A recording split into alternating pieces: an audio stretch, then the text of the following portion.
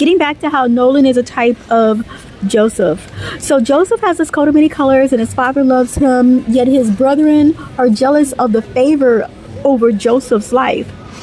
And they cannot speak peaceably to Joseph. So just like Nolan has this colorful personality. His father favors him. He's favored by many people. And his so-called friends, I'm sure they could not always speak peaceably to Nolan, because when you're this type of a light and you shine this brightly, you're often made the butt of many jokes and you're made to suffer through them. So Joseph, he is this dreamer, and he has this dream that his brother's sheaves bow down and give obeisance to his sheaf. And this is like wheat. And he shares a dream with his brothers and they hate him for it. And then he has another dream where the sun, moon, and 11 stars give obeisance to him. And he shares a dream with his brothers and his brother and father are angry, and his father rebukes him. Yet his father gets over it and he just ponders the matter in his heart. But his brothers, they don't get over it. They're very angry and they hold this bitterness in their heart. And see, Jacob, who's their father, he doesn't realize how much hatred Joseph's brothers have for him. They know that they bicker and that they don't get along with him. But he doesn't realize just how much they hate Joseph. So Jacob goes and he decides to send Joseph off to check on his brothers who are in this faraway land in Shechem. And he tells Joseph to bring food and check on their well-being. Well, the word says that Jacob sent Joseph away from the Vale of Hebron, meaning Jacob sent Joseph away from his protection. Now, this is just like Nolan. Nolan is allowed to go to Horns Island. He is allowed to go away from the hedge of protection of his father and mother. Getting back to Joseph, once Joseph gets out to where his brothers are, they conspire to slay him.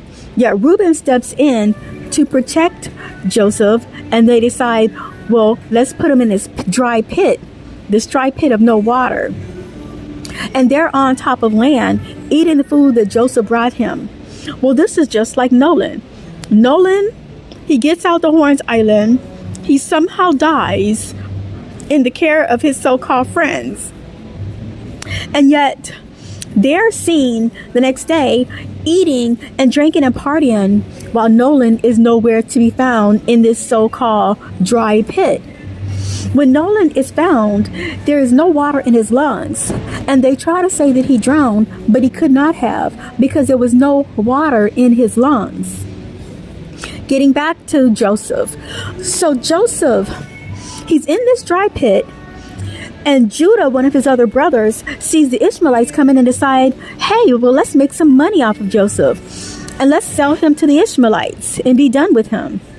Well, just like in Nolan's case, his so-called friends are using Nolan's name to make money off of Nolan in this give-send account.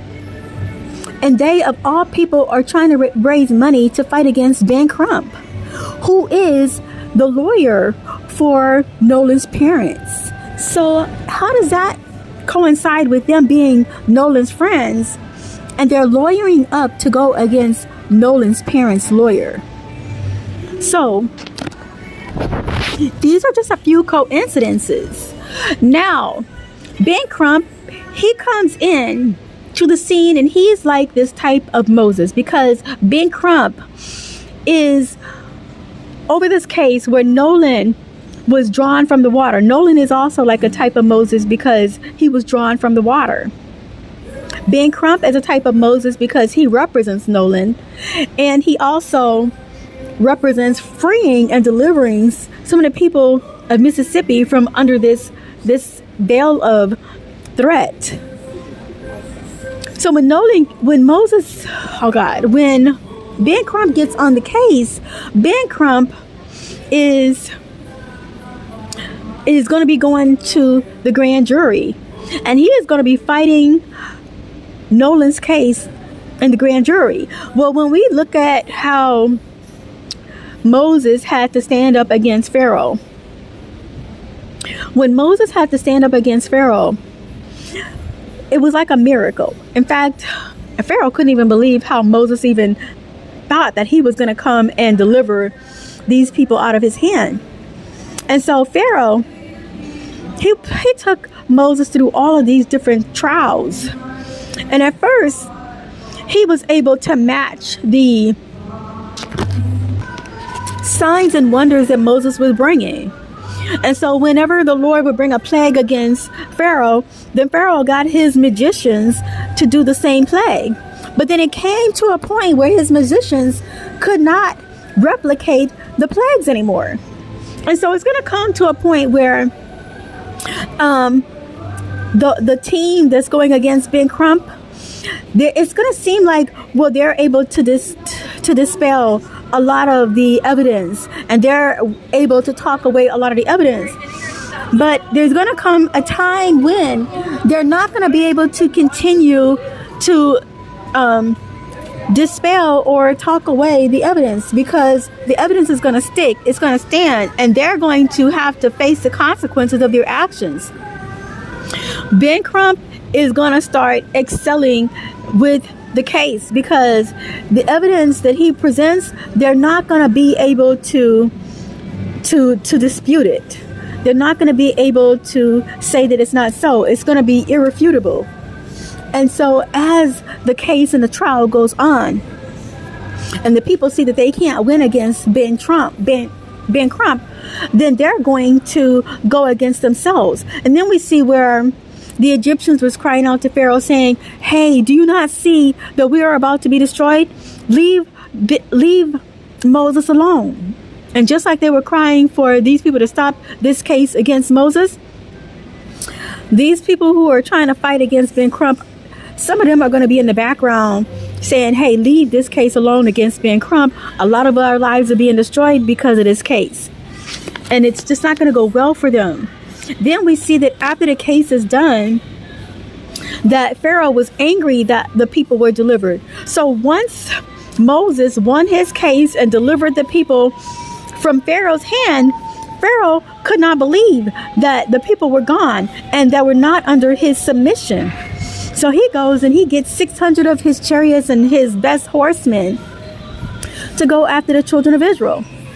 But God commands Moses to stretch out his rod and his hand over the river, and he parts the Red Sea. And he allows the children of Israel to go across the Red Sea on dry ground. But when Pharaoh and his army tries to do the same, their wheels are being pulled off. And once they get into the Red Sea, God has the Red Sea to crash in on them. So it's like once Ben Crump wins this case, and we know he's going to win it. I don't know who's thinking that he's not. You must not know your word. If you see this resemblance of this case and Joseph case and Moses case, you will see that Ben Crump is going to win his case. And after Ben Crump wins his case, these people are not going to be satisfied that he won the case. They're going to try to still have some retaliation in them. But it's only going to backfire against them, because God is going to fight against them. Just like he fought against Pharaoh and his army, God is going to fight against this people who think they're an army, who are trying to come against Ben Crump and who are trying to come against Nolan's family. God is going to fight against anyone who tries to touch Ben Crump or Nolan's family. And just like the Israelites were on dry ground and they saw the destruction of the Egyptians, Ben Crump and Nolan's family, they're going to be on safe ground, and they're going to see the fall of these people who try to come against them. It's going to be disastrous for these people who continue this case and continue even after the case to try to retaliate or have any dispute against Ben Crump and the Nolan Wells family. It's going to go against them. And so that I'm just going to keep on putting it out there that these people are going down. They're already putting themselves in a bind, because the more interviews they do, the more they entrap themselves, the more they ensnare themselves, the more the story keeps on shape-shifting and not holding water and not being plausible. And so just like even now, their words are going against them because of these interviews. in the trial, it's just going to work against them even more so. All right, so that's all I have to say for now. You take care.